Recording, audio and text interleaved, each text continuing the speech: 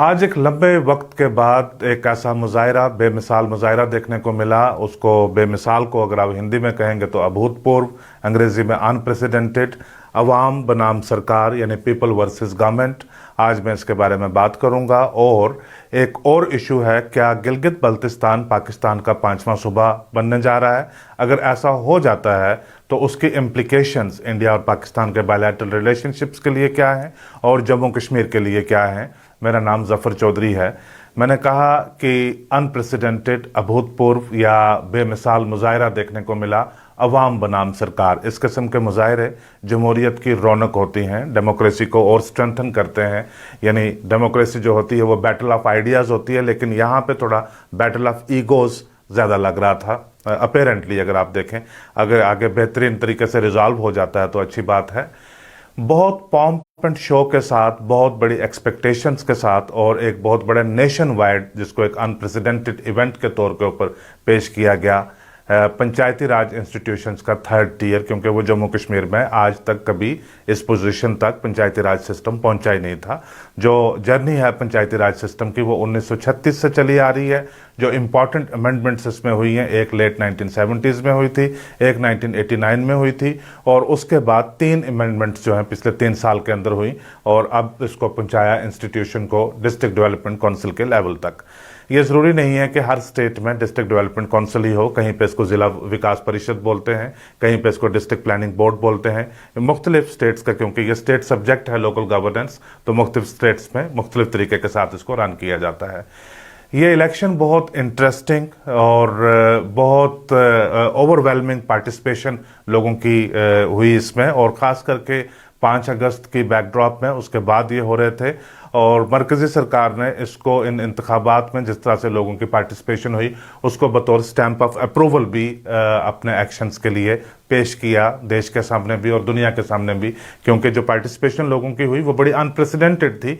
पिछले 20-25 साल में सबसे बेहतरीन पार्टिसिपेशन हुई, not in terms of percentage, कहीं पे कम भी हो सकता है, लेकिन बहुत बेहतरीन पार्टिसिपेशन हुई। इसमें कोई वायलेंस नहीं हुआ। अब नेक्स्ट स्टेप क्या है कि अब लोगों ने तो वो टेस्ट जो है वो पास कर दिया। क्या ये लोग जो जीत कर आते हैं, इनका कोई एक इंस्टीट्यूशनल मैकेनिज्म शेप अप हो सकता है या नहीं? 22 दिसंबर को इनका रिजल्ट निकले थे, 28 दिसंबर को इनका ये ओथ हो गया, और फरवरी के महीने में, फरवरी 3-4 से लेकर 18-19 तक जो है एक प्रोसेस हुआ, जिसमें डिस्ट्रिक्ट लेवल के ऊपर जो काउंसिल बननी थी वो बन गई। चेयरपर्सन, वाइस चेयरपर्सन वगैरह वो चुने जा चुके थे। अब मामला ये है कि इनकी पावर्स के, इनके अख्तियारात क्या होंगे, इनका सिस्टम के अंदर, एडमिनिस्ट्रेशन के अंदर, सिस्टम के अंदर रोल क्या होगा? एक महज एडवाइजरी कंसल्टेटिव रोल होगा या असल में ये कोई पावर एक्सरसाइज कर पाएंगे? एक तो बात ये है। दूसरा ये है कि इनका जो स्टेटस और प्रोटोकॉल, क्योंकि पावर आप तभी एक्सरसाइज कर पाएंगे, आप किसी के ऊपर आपका हुक्म तभी चल पाएगा अगर पूरी एडमिनिस्ट्रेशन में, सिस्टम में इस बात का पता होगा कि आपकी पोजीशन कोई आईनी, एग्जीक्यूटिव या किसी भी तरीके से आपकी पोजीशन जो है वो सरकार ने मुकर्रर क्या करके रखी हुई है।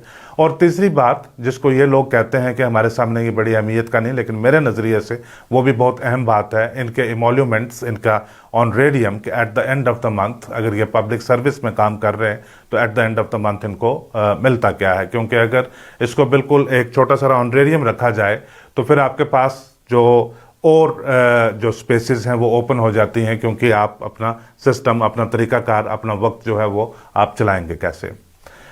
इस सिलसिला में गवर्नमेंट के बीच एक प्रोसेस चल रहा था कि इनको क्या प्रोटोकॉल वगैरह क्या दिया जाए, और आज सुबह एक बहुत वसी पैमाने के ऊपर मीटिंग रखी थी, जिसमें 278 मेंबरान को दावत दी गई थी, क्योंकि 280 टोटल होते हैं। ये भी अपने आप में यूनिक है कि पहली बार एक ऐसा इंस्टीट्यूशन है जिसकी मेंबरशिप जो है वो दोनों प्रोविंसेस से और हर जिला में बराबर है।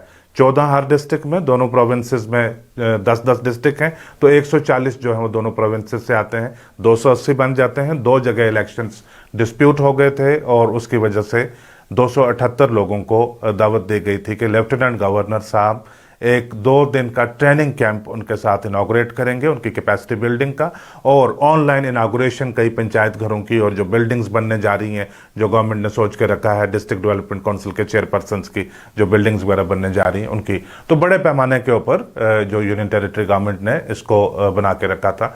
और ऐसी खुशखबरी उनको सुनाने के लिए कि भाई आप ये रख रहे हैं, आज का प्रोग्राम है, तो कल शाम को वो भी चीज़ें मुकर्रर कर दी कि इनका स्टेटस और प्रोटोकॉल क्या होगा। एक थोड़ा सा लूज सी डेफिनेशन उसमें दे दी इनफॉर्मल से तरीके से कि यानी ये जो डिस्ट्रिक्ट डेवलपमेंट काउंसिल के चेयरपर्सन होंगे ये होंगे equivalent to inspector general of police, divisional commissioner या एडमिनिस्ट्रेटिव सेक्रेटरी टू गवर्नमेंट। अब एडमिनिस्ट्रेटिव सेक्रेटरी टू गवर्नमेंट अपने आप में एक प्रॉपर कोहेसिव डेफिनेशन नहीं है, क्योंकि कभी किसी एडिशनल सेक्रेटरी लेवल के ऑफिसर को भी डेजिग्नेट किया जाता है एडमिनिस्ट्रेटिव सेक्रेटरी टू गवर्नमेंट, और एडमिनिस्ट्रेटिव सेक्रेटरी फिर एडिशनल सेक्रेटरी से लेकर फाइनेंशियल कमिश्नर तक, यानी जो हेड करता है डिपार्टमेंट को सेक्रेटरीट के अंदर, तो वो तो बीच उन्हीं के दरमियान ही एक बहुत बड़ा हायरार्की है। तो ये कर दिया एडमिनिस्ट्रेटिव सेक्रेटरी, यानी अब उसका समझ नहीं रहेगी किसी को कि इनका स्टेटस एग्जैक्टली है क्या, बट स्टिल इट्स गुड। और साथ में बता दिया कि इनके जो एमोल्यूमेंट्स हैं वो रहेंगे, हाँ इनका था चेयरपर्सन्स का ये, और जो वाइस चेयरपर्सन्स हैं उनको यूनिवर्सिटी वाइस चांसलर यानी डिविजनल कमिश्नर से नीचे, और जो मेम्बरान हैं उनका जो स्टेटस है वो डिप्टी कमिश्नर के बराबर कर दिया गया। इनकी तनख्वाहें भी मुकर्रर हो गई, 35,000 रुपया चेयरपर्सन को, 25,000 रुपया वाइस चेयरपर्सन को और 15,000 रुपया मेंबर को। अभी जब पिछले कुछ महीनों पहले इंतखाबात हुए थे तो जो सीलिंग रखी थी इनका जो एक्सपेंडिचर की वही 5 लाख रुपया थी कि आप 5 लाख रुपए तक इलेक्शन में खर्च कर सकते हैं। तो वारन बफेट ने कहा था कि there is no free lunch in life. तो जिन्होंने 5 लाख रुपया इलेक्शन के ऊपर ही खर्च किया हुआ होगा वो 35,000 रुपया महीने का उनको ऑनरेडियम मिलेगा। तो एक शायद पूरी तरह से टाइम डिवोट करना वो भी अपने आप में एक दिक्कत बन सकती है, लेकिन ये कहते हैं कि हमारा ये मसला नहीं है, मसला ये है कि आपने एडिक्वेटली हमें एम्पावर नहीं किया, एडिक्वेट स्टेटस और प्रोटोकॉल नहीं दिया।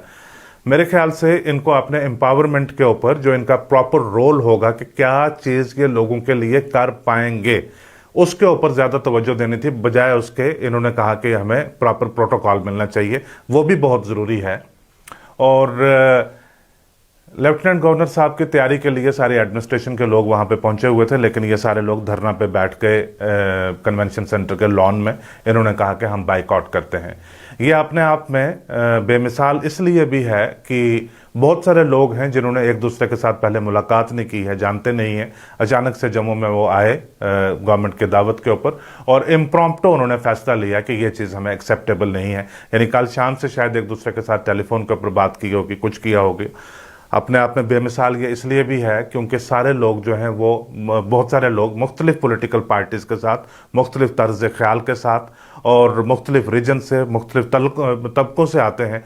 बावजूद उसके ज़्यादातर जो है वो इनमें कंसेंसस बन गया कि हम इसमें इवेंट में पार्टिसिपेट नहीं करेंगे। गवर्नमेंट ने इसको हैंडल करने की कुछ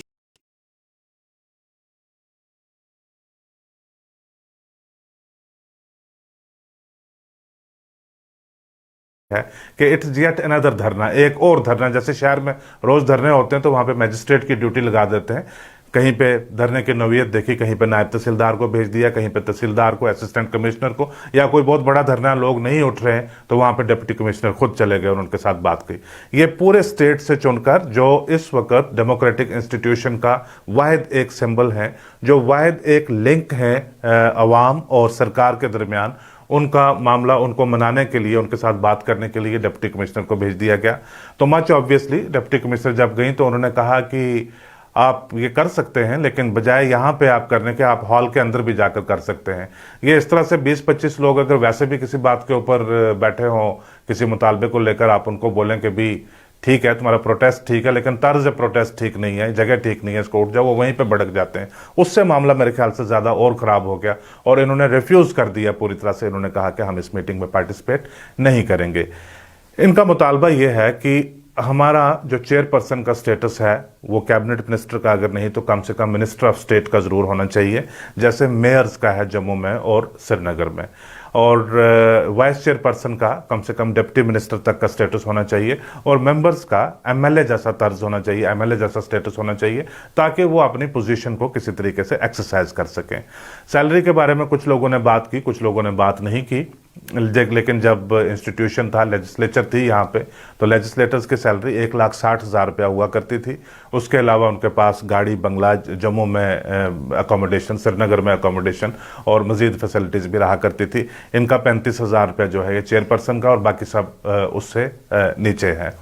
ये चीज़ें हैं, इनको शायद रिजॉल्व भी किया जा सकता है। ये एग्जांपल दे रहे थे कि बाकी स्टेट्स में जिस तरह से है वैसे कीजिए। मैं चेक किया मैंने कि बाकी स्टेट्स में क्या है। कोई भी सेंट्रलाइज्ड रूल जो है वो बाकी स्टेट्स में है ही नहीं है, एग्जिस्ट ही नहीं करता। जो ज़िला परिषद है या डिस्ट्रिक्ट डेवलपमेंट काउंसिल है, उसके अख्तियारात क्या होंगे या उनका स्टेटस और प्रोटोकॉल क्या होगा, उनको फैसिलिटीज़ क्या मिलेंगी, वो मैंने देखा है। बहुत सारी स्टेट्स का मैंने एग्जामिन किया है। वो that entirely depends on the political environment कि आज माहौल क्या चल रहा है सियासी, और उसके मुताबिक आपने कर दिया। कहीं पे अगर रूलिंग पार्टी के लोग अगर ज़्यादा आए हुए हैं तो उनको मिनिस्टर ऑफ स्टेट का स्टेटस दे दिया गया, और बाद में दोबारा इलेक्शन हुआ। 2-3 स्टेट्स में मैंने ऐसे भी देखा है, जब रूलिंग पार्टी के लोग ज़्यादा थे तब उनको मिनिस्टर ऑफ स्टेट का स्टेटस दिया गया था। जब अपोजिशन के लोग ज़्यादा आ गए, यानी जो सरकार है उस स्टेट में वो एक पार्टी की है, लेकिन जब ज़िला परिषद बनी, डिस्ट्रिक्ट काउंसिल बनी, उसमें जो लोग चुनकर आ गए वो किसी दूसरी पार्टी के थे, तो उन्होंने उस स्टेटस को थोड़ा सा न्यूट्रलाइज कर दिया, उसको डाउनग्रेड कर दिया। सेक्रेटरी का या किसी कमिश्नर का इस लेवल का स्टेटस जो है वो दे दिया गया। जो बड़ी चीज़ इसमें से सामने आती है वो ये है कि जो डिस्कनेक्ट है between the government and the people, कि इनको खुद लेफ्टिनेंट गवर्नर साहब ने खुद भी, और प्राइम मिनिस्टर साहब ने, होम मिनिस्टर साहब ने, सब ने बहुत इनके बारे में बात की कि ये है वो इंस्टीट्यूशन जिसके लिए जो जम्मू कश्मीर को डिनाई किया जाता था हमेशा। अगर वो इंस्टीट्यूशन बना है तो उसकी शुरुआत जो है वो अच्छी नहीं हुई है। यहाँ पे लग इस तरह से रहा था कि दो पैरेलल चीज़ें चल रही थी। गवर्नमेंट एक डेट डिक्लेयर करती है और एक प्रोसेस डिक्लेयर करती है कि हम इलेक्शन करवा रहे हैं, फलां दिन इलेक्शन है, लोग जाकर कतार में खड़े हो जाते हैं कि इलेक्शन है।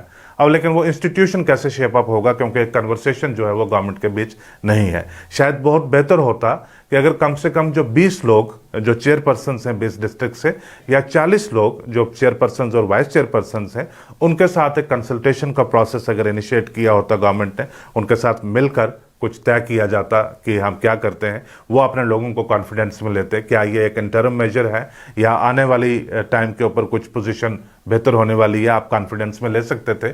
वो जो ऑकवर्ड सिचुएशन आज बनी जिसकी वजह से लेफ्टिनेंट गवर्नर साहब आ ही नहीं सके ऑडिटोरियम में, वो शायद अवॉइड हो सकती थी। ब्यूरोक्रेसी में एक ये भी चीज़ होती है कि जब ब्यूरोक्रेट कंट्रोल में होता है तो उसको फील होता है कि भाई सारी चीज़ें जो हैं इस वक्त मेरे एब्सोल्यूट कंट्रोल में है। वो फीडबैक ऊपर भी और नीचे भी जो है उसकी फीडबैक इसी तरह से होती है। अब कल इन्होंने फैसला किया है कि कल सुबह आज इनकी मीटिंग हुई है, कॉम्प्रिहेंसिव मीटिंग, इन्होंने कोऑर्डिनेशन कमेटी बनाई है और गवर्नमेंट की तरफ से भी कुछ फीलर्स आए हैं, लेकिन फॉर्मली गवर्नमेंट ने किसी को अप्रोच नहीं किया इनमें से।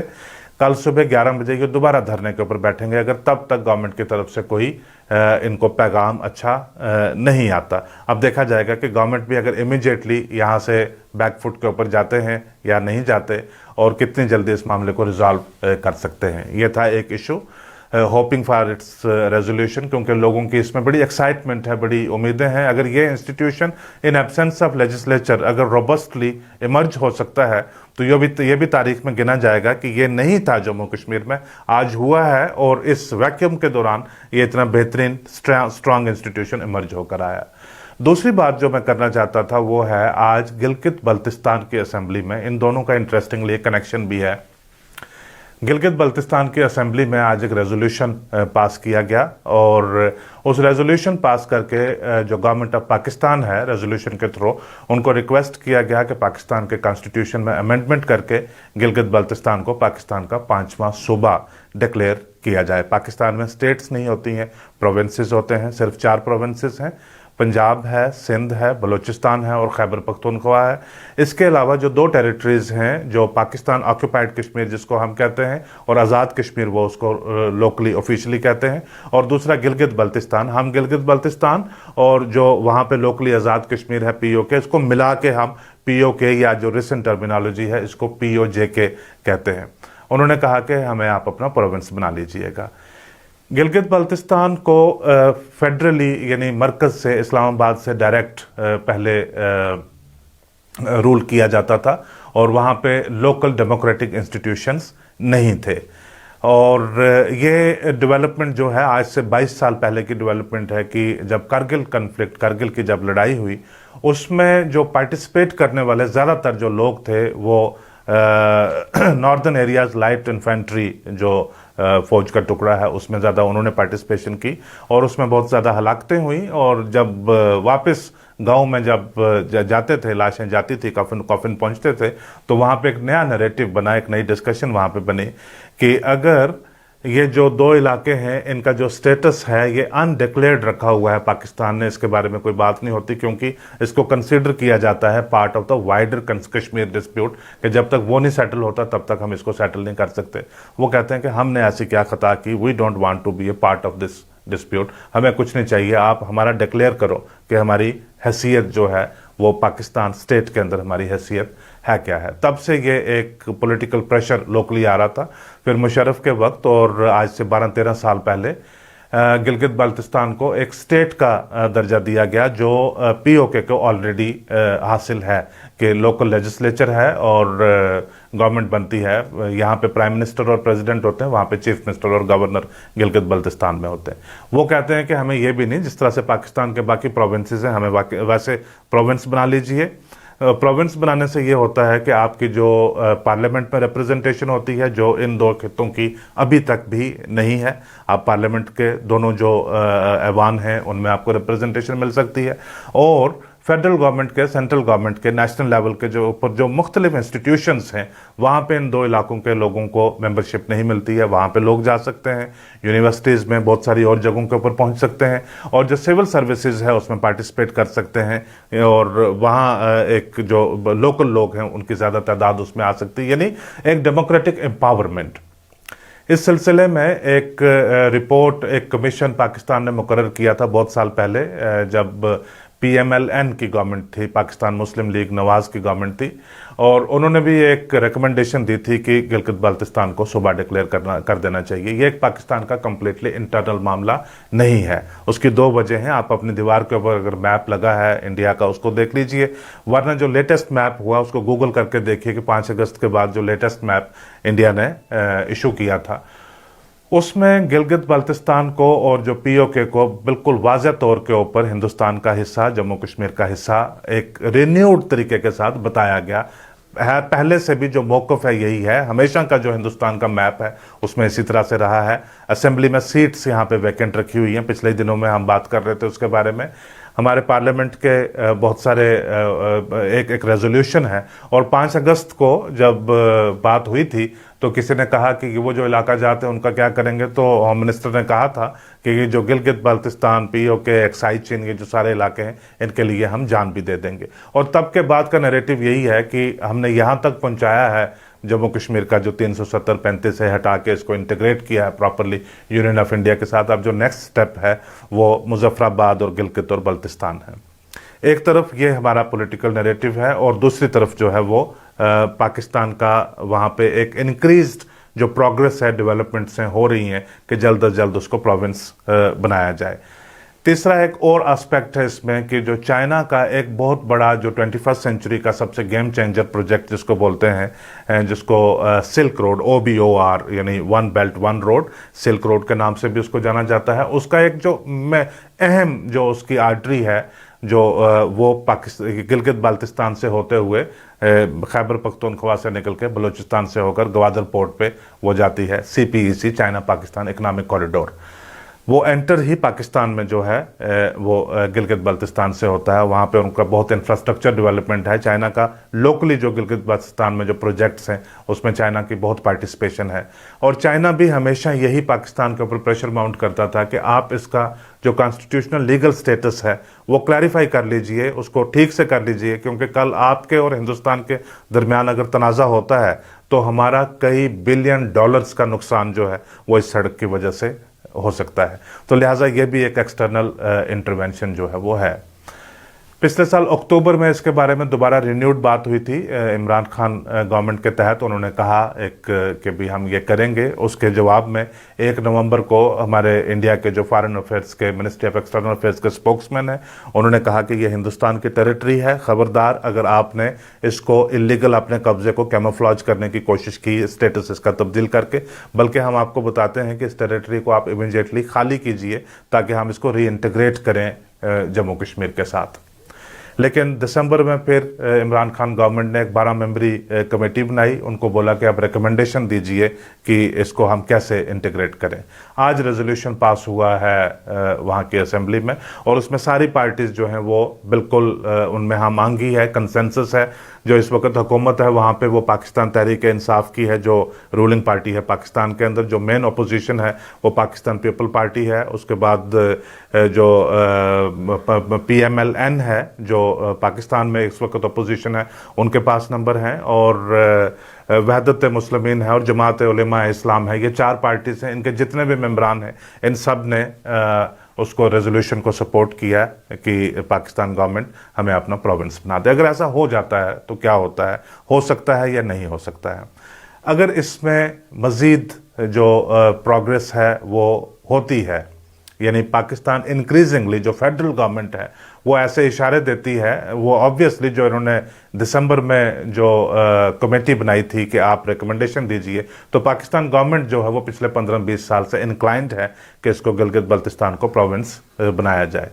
जब पाकिस्तान गिलगित बल्तिस्तान को प्रोविंस बनाता है तो पाकिस्तान जो जम्मू कश्मीर के ऊपर जो अपना स्टैंड है वो काफ़ी हद तक उस पर वो क्लाइम डाउन होता है, काफ़ी हद तक उस पर नीचे आता है। क्योंकि पाकिस्तान ने ये जो अनडिक्लेयर्ड स्टेटस इन 2 रीजन्स का रखा हुआ था, पाकिस्तान कहता था कि हम स्टेटस नहीं चेंज करेंगे क्योंकि उससे जो हमारा स्टांस है कश्मीर के ऊपर वो तब्दील हो जाएगा। अगर वो तब्दील हो जाएगा उसको, उसकी वजह से इंडिया को डिप्लोमेटिकली स्ट्रेटेजिकली एक एज मिलेगा और हमारी पोजीशन जो है वो वीक हो जाएगी।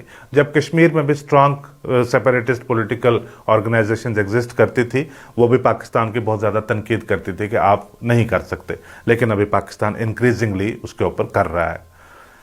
अगर पाकिस्तान ये सिचुएशन करता है and India allows Pakistan to do that, कि ये हो रहा है, ये प्रोसेस जो है ये सारा हो रहा है और इंडिया अलाउ करता है कि ये हो जाए, लेकिन इस तरह की स्टेटमेंट्स जो हैं वो जारी होती रहती हैं। ये अगर ये बात सिर्फ स्टेटमेंट्स तक ही रहती है, उसके से ज़्यादा मज़ीद नहीं जाती है, और ये प्रोसेस जो है ये अपनी जगह शेप अप होता रहता है। क्योंकि अभी जो उन्होंने रेजोल्यूशन पास किया वो बड़ा केयरफुली वर्डेड रेजोल्यूशन है। जब पहले रेजोल्यूशन आता था उसका क्रिटिसिज्म हो जाता था, अभी केयरफुली वर्डेड है कि without compromising Pakistan stands on Kashmir, आप हमें स्टेटस दे दीजिए प्रोविंस का, लेकिन साथ में उसमें ऐड कर दिया कि प्रोविजनल स्टेटस, आर्जी स्टेटस दे दीजिएगा, जब सेटल हो जाएगा मामला उसके बाद हमें पक्का प्रोविंस बना देना। और इंडिया अगर अलाउ करता है ऐसी डेवलपमेंट होना, इसका मतलब ये है कि इंक्रीजिंगली जो सिचुएशन है, इंक्रीजिंगली जो प्रोग्रेस है, जो डेवलपमेंट है, वो उस तरफ होते नज़र आती है कि जब लाइन ऑफ कंट्रोल को एक्सेप्ट कर लिया जाए कि यही है जिसके इर्द गिर्द आप और हम पीसफुली जो है एग्जिस्ट कर सकते हैं। जिस किस्म के प्रपोजल पिछले 15-20 साल में डिस्कस किए गए हैं दोनों कंट्रीज़ के दरमियान, खास करके जिसको बोला जाता था मनमोहन मुशर्रफ प्रपोजल या 4 पॉइंट फार्मूला जिसको बोला जाता था, वो एग्जैक्टली यही है कि वहाँ पे प्रोविंसेस बन जाएं, line of control international border बन जाए और यहाँ पे एक इंटीग्रेशन हो जाए, लेकिन दोनों तरफ जो है एम्पावरमेंट हो और लोगों का आना जाना हो। ये रेजोल्यूशन पास आज हुआ है, इसका जो गवर्नमेंट ऑफ इंडिया की तरफ से, MEA की तरफ से, मिनिस्ट्री ऑफ एक्सटर्नल अफेयर्स की तरफ से अभी तक कोई रद्द अमल, अभी तक जब तक मैं रिकॉर्डिंग कर रहा था तब तक रद्द अमल देखने को नहीं मिला। अब देखते हैं कि इंडियन गवर्नमेंट इसके ऊपर किस तरह से रिएक्ट करती है, वो इंटरेस्टिंग होगा देखना। आज का एपिसोड हमेशा की तरह देखने के लिए बहुत शुक्रिया।